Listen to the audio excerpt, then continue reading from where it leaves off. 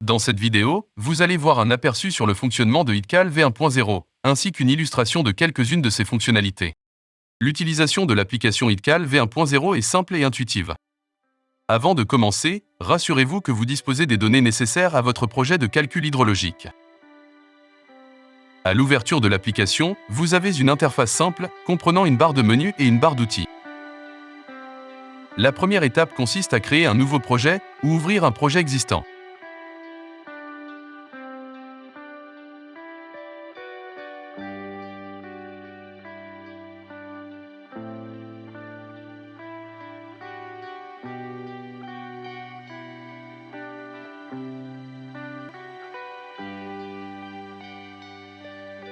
Une fois ouvert, l'interface principale s'affiche. Celle-ci est organisée avec un maximum de simplicité. Vous avez une barre de menu en haut, comprenant tous les liens nécessaires à la gestion de votre projet.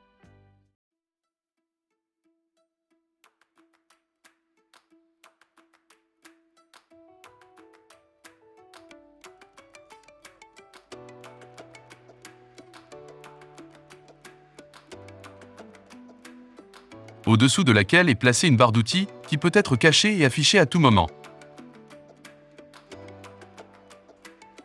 Cette dernière comprend les boutons servant comme des raccourcis vers les actions essentielles que vous pouvez effectuer, telles que l'organisation de l'interface, la manipulation des données, etc.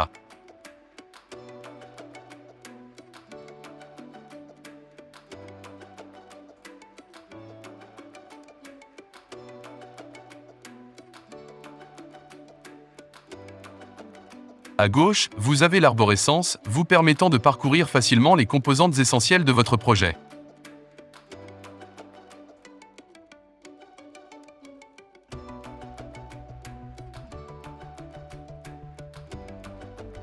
Au centre, vous avez l'espace principal de travail, composé de deux fenêtres déplaçables librement. Une fenêtre pour saisir les données des bassins versants de votre projet. Une deuxième fenêtre, servant à afficher les résultats de calcul du débit d'apport par les différentes méthodes. Elle sert également à afficher le débit retenu par bassin versant. À droite, vous avez un menu latéral comprenant deux docs. En haut, un doc relatif à la saisie ou duplication des données.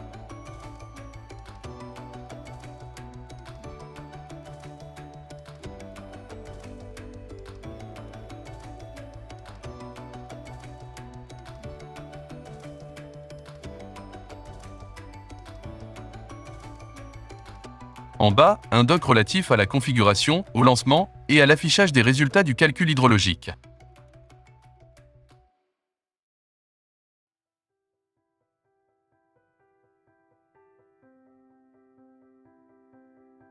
Notez que l'interface de HitCal V1.0 est flexible et personnalisable.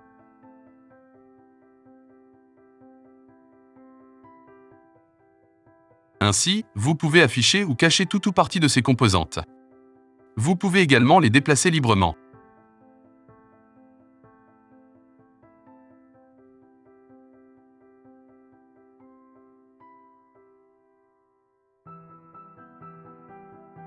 Passons maintenant à la deuxième étape de votre projet de calcul hydrologique, la saisie des données. Vous pouvez saisir vos données directement depuis l'interface.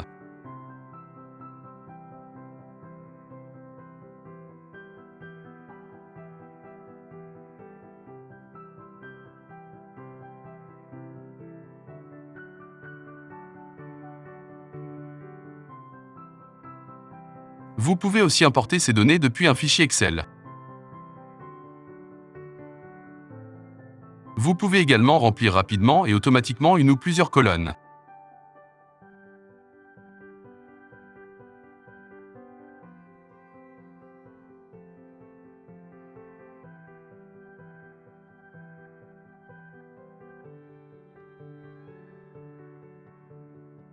La troisième étape consiste à définir ce qu'on appelle une configuration de calcul.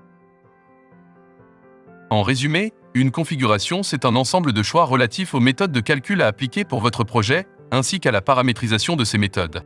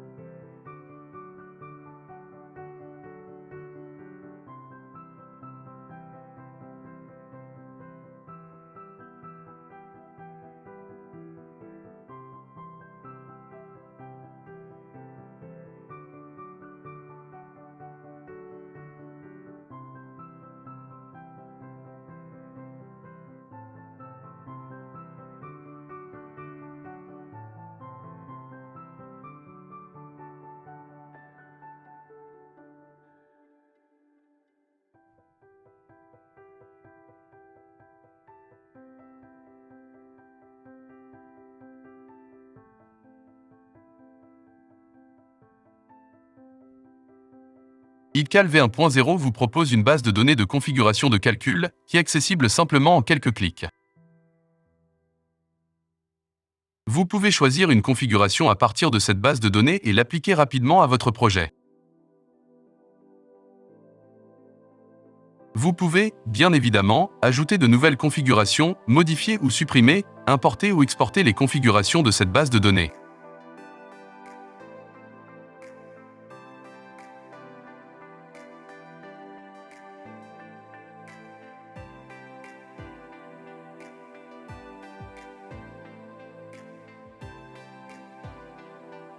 La quatrième étape consiste à définir quelle méthode à appliquer par bassin versant, soit manuellement ou soit automatiquement en fonction de vos préférences.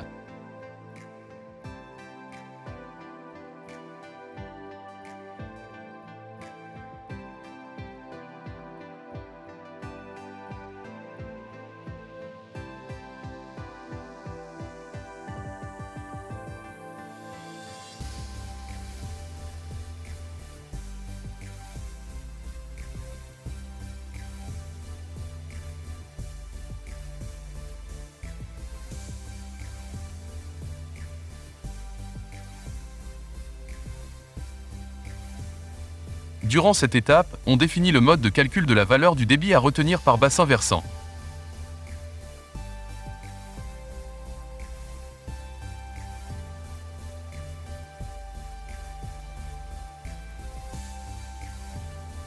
La cinquième étape consiste à lancer le calcul hydrologique en cliquant simplement sur le bouton approprié. Remarquez qu'au niveau de la table des résultats de calcul située à droite, les bassins versants pour lesquels les calculs ont été correctement effectués sont indiqués en vert.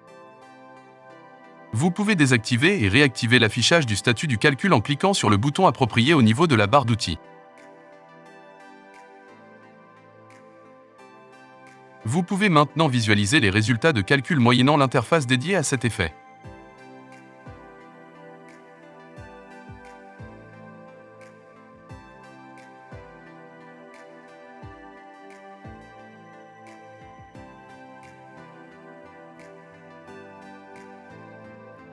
Il est également possible d'exporter vos résultats vers Excel.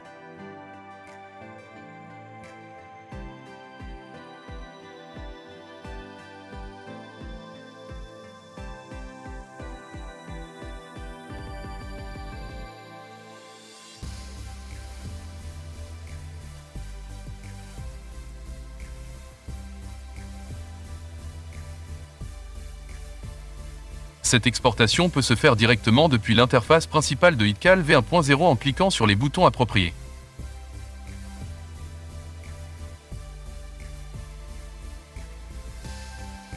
Passons maintenant en revue quelques fonctionnalités importantes de ITCAL V1.0. L'un des atouts remarquables de ITCAL V1.0 est qu'il comporte un outil de calcul dédié pour chacune des méthodes communément utilisées pour les calculs hydrologiques, à savoir ajustement statistique, méthode de Gradex, méthode SCS et les méthodes analogiques. Ces outils sont conçus avec un maximum de convivialité pour simplifier la tâche à nos ingénieurs et techniciens. Voyons comment il est simple d'appliquer une ou plusieurs méthodes à un BV. Pour appliquer des méthodes à un bassin versant, disons BV numéro 3 par exemple, vous avez plusieurs possibilités. Option 1. Utilisez le bouton approprié de la barre d'outils.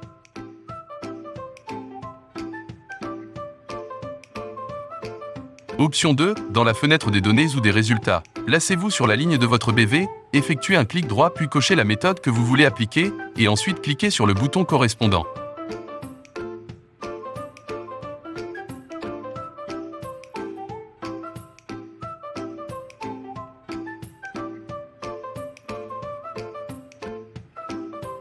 Option 3, un double clic sur la table de la fenêtre des résultats.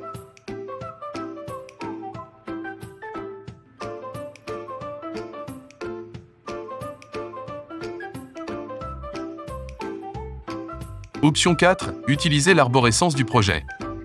Placez-vous sur le sous-menu portant le numéro de votre BV au niveau du menu Détail par BV, puis effectuez un double clic. Faisons maintenant une illustration avec l'outil associé à la méthode de l'ajustement statistique puis avec celui de la méthode Gradex.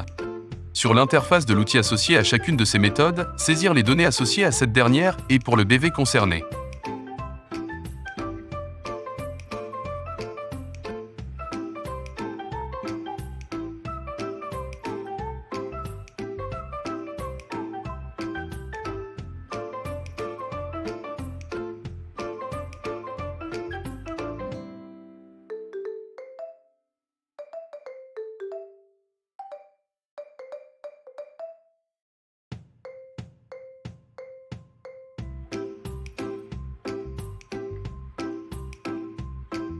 Vous avez un certain nombre de choix à faire concernant la configuration propre à ces méthodes.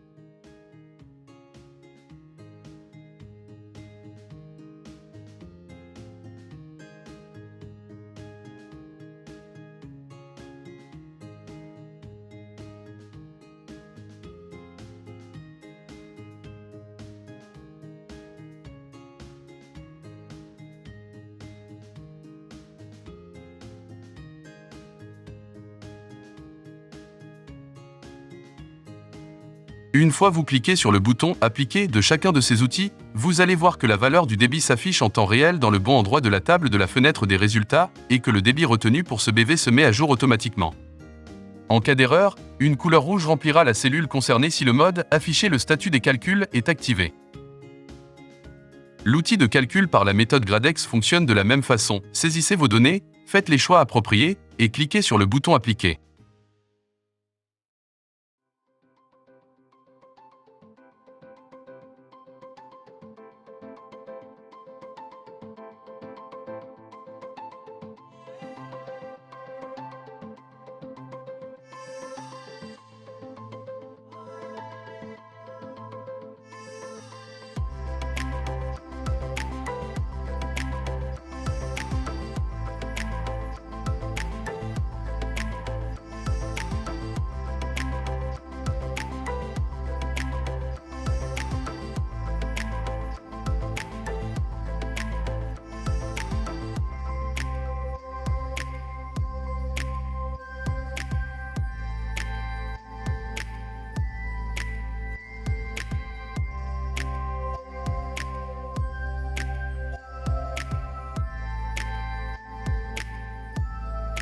Nous allons revenir sur les détails de fonctionnement de chacun de ces outils dans les vidéos tutoriels qui accompagneront ITCAL V1.0.